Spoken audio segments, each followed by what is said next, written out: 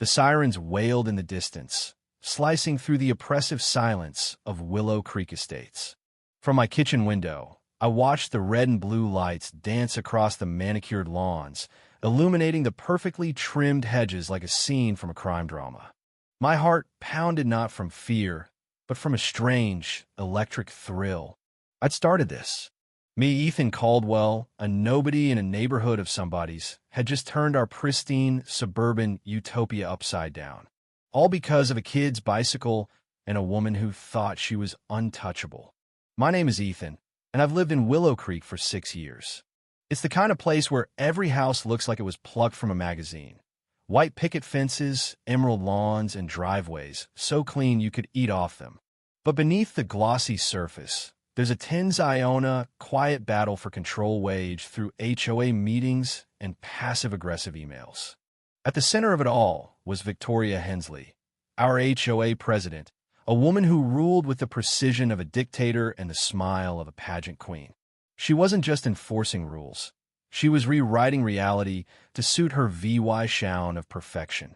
It all began 9 months ago, on a muggy August afternoon. I was in my driveway, sweat dripping down my back, helping my 9-year-old daughter, Lily, assemble her new skateboard. It was a bright purple thing, decked out with stickers she'd spent weeks choosing. She was beaming, practicing her balance, when Victoria's black Range Rover rolled to a stop. The window slid down, revealing her signature blonde bob and a pair of sunglasses that probably cost more than my monthly mortgage. "Ethan," she said, her voice syrupy but sharp, "are you aware that HOA regulations prohibit open garage doors for more than 10 minutes unless you're actively entering or exiting?" I wiped my hands on a rag, squinting at her. "Hey, Victoria, I'm just helping Lily with her skateboard. We'll be done in a bit." Her lips pursed, and she adjusted her sunglasses. "The rules don't bend for skateboards, Ethan. An open garage invites pests and lowers property values. I'll have to note this." Lily froze, her eyes darting between us. I forced a smile, not wanting to scare her. "Noted, Victoria. I'll close it now." I hit the button, and the door groaned shut. Through the window, I saw her scribbling furiously on her ever-present clipboard before she drove off, her tires squealing just enough to make a point. That should have been the end of it. But Victoria wasn't one to let things slide. Over the next few months, violation notices arrived like clockwork. My mailbox was slightly misaligned. My lawn was 0.2 inches too tall. My recycling bin was VY-sible for 14 hours post-pickup. Each time, I responded with photos, measurements, and citations from the HOA bylaws, which I'd memorized out of necessity. My calm, methodical pushback seemed to drive her wild. She wasn't used to resistance. Most neighbors either caved or erupted, giving her an excuse to dismiss them as unreasonable. The real trouble started in April, when the weather warmed and Lily started riding her skateboard everywhere. Our house sits at the edge of a quiet cul-de-sac, and Lily would leave her board in the driveway between sessions to grab water or a snack. It was never in the way, just a kid's toy resting on private property. But to Victoria, it was a personal affront. One Tuesday, I was on a work call when Lily burst through the door, her face streaked with tears. "Dad, Mrs. Hensley took my skateboard," she cried, her voice breaking. I was only inside for like 2 minutes. I ended the call mid-sentence and knelt beside her. "Slow down, sweetheart. What happened?" Through sobs, she explained she'd gone inside to get a drink, and when she came back, her skateboard was gone. She'd seen Victoria loading it into her Range Rover. When Lily shouted that it was hers, Victoria had waved her off, saying, "Unattended items in VY-sible areas violate Section 14.2 of the Community Guidelines and are subject to removal." Rage surged through me, but I kept my voice steady for Lily. "We're getting it back. Right now." I grabbed my phone, pulled up the HOA bylaws, and confirmed what I already knew. Section 14.2 applied to common areas like parks or sidewalks, not private driveways. There was no rule allowing anyone to confiscate personal property without notice. We drove to Victoria's house, a sprawling Tudor with roses so perfect they looked plastic. Lily's purple skateboard leaned against her garage, almost mocking us. I rang the bell, and Victoria answered, her expression a mix of surprise and smugness. Ethan, if this is about the skateboard, the violation notice is already drafted. Victoria, I said, my voice low but firm, you took my daughter's property from our driveway without permission. That's theft. The bylaws don't give you the right to touch anything on my property. Her smile didn't falter, but her eyes glinted with defiance. Your daughter left her skateboard in plain sight, Ethan. It's an eyesore, and as HOA president, it's my duty to uphold standards. You of all people should understand property values. I took a deep breath, aware of Lily clutching my hand. First, my driveway isn't a common area. Second, a kid's skateboard isn't abandoned because she stepped inside for 2 minutes. Third, even if there was a violation, the bylaws require a written warning, not confiscation. I held up my phone, showing the highlighted bylaws. Return the skateboard now, or I'm calling the police to report a theft. Victoria's face tightened, and she crossed her arms. Go ahead and call. The board will back me. You're making a fool of yourself, Ethan. So I did. Right there on her porch, with her staring daggers, I dialed 911. My daughter's skateboard was taken from our driveway without permission by our HOA president, I told the dispatcher. We're at her house, requesting its return, and she's refusing. I'd like to report a theft. Victoria's jaw dropped. She hadn't expected me to follow through. We waited in tense silence, Lily shifting nervously beside me.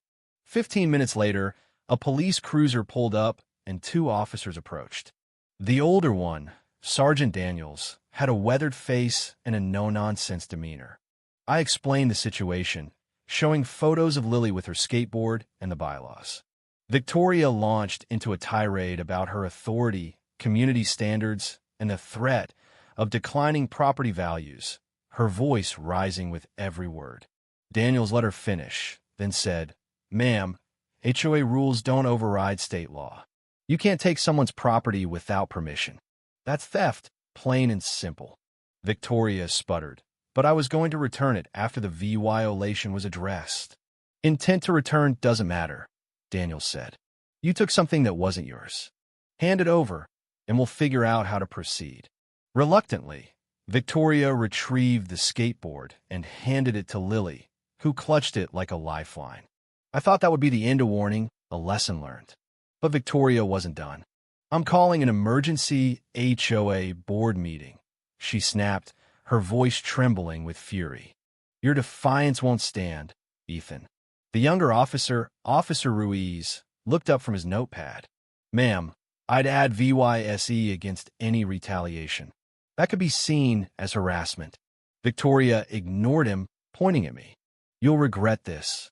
The board answers to me." Daniels cleared his throat. "Based on your statements and the EVY Denke, we have probable cause to believe you knowingly took property that didn't belong to you. I'm placing you under arrest for petty larceny." The air seemed to freeze. Victoria's face went white as Daniels read her rights and cuffed her hands behind her back.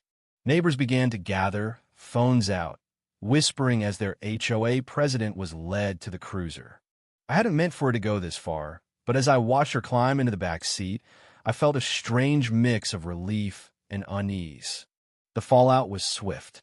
The HOA board, spooked by the arrest, held an emergency meeting and voted to remove Victoria as president. Her real estate firm, where she'd built a reputation as the queen of Willow Creek, put her on leave. Rumors swirled. Her license was under VYEW. Her clients were jumping ship. All over a due Law 100 skateboard. But Victoria didn't go quietly. A week after her arrest, I found a letter in my mailbox, not an official HOA notice, but a handwritten note on her monogram stationery. "You think you've won, Ethan, but this isn't over. You've made an enemy." The words sent a chill down my spine, not because I feared her, but because I knew she was desperate. Desperate people do reckless things. The neighborhood began to fracture. Some neighbors hailed me as a hero for standing up to Victoria's reign of terror. Others whispered that I'd gone too far, that I'd humiliated a woman just trying to keep Willow Creek nice.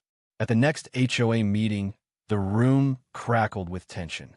Victoria wasn't the Reshbin bard pinning her court date, but her allies on the board tried to paint me as a troublemaker. I stood up, bylaws in hand, and laid out every violation notice I'd received, every rule Victoria had twisted to target me. By the end, even her supporters were quiet. The board voted to re-VYSE the bylaws, adding clear language about property rights and enforcement procedures. Victoria's court date came a month later. The courtroom was small, the air thick with the smell of old wood and stale coffee. She stood before the judge, her usual polish replaced by a nervous fidgeting. She pleaded guilty to misdemeanor theft, her voice barely audible. The judge didn't mince words. MS. Hensley, your position as HOA president gave you no right to act above the law. You abuse your authority, and there are consequences. She was sentenced to 6 months probation, a DULA, 750 fine, and 50 hours of community service. As the gavel fell, her shoulders sagged, the weight of a criminal record settling over her. Our eyes met for a moment, and I saw not just defeat, but a flicker of something darker resentment, maybe, or a promise of retribution. Back in Willow Creek, life didn't return to normal. The HOA elected a new president, a quiet retiree who promised transparency. The violation notices stopped, and Lily rode her skateboard without fear. But Victoria's house went up for sale, the for sale sign a stark reminder of her fall. I heard she'd moved to a condo downtown, her real estate career in tatters. One evening, as I watched Lily practice her ollies in the driveway, a neighbor stopped by an older woman who'd always kept to herself. "You did good, Ethan," she said. She had us all scared. "Took someone like you to remind us we don't have to live under a tyrant." I nodded, but my thoughts were elsewhere. Victoria's note still sat in my desk drawer, a nagging reminder that some battles don't end with a gavel. In Willow Creek, the lawns were still perfect, the fences still white. But something had shifted. We weren't just neighbors anymore. We were a community that had learned to fight back. If you were the one in this story, how would you react? Would you stand up and fight back, or accept the unreasonable pressure and control from the HOA? Share your thoughts in the comments below. And don't forget to subscribe, like, and share this video with more people. Your small action gives us the motivation to keep bringing you more intense and engaging stories. Thanks for watching, and we'll see you in the next video.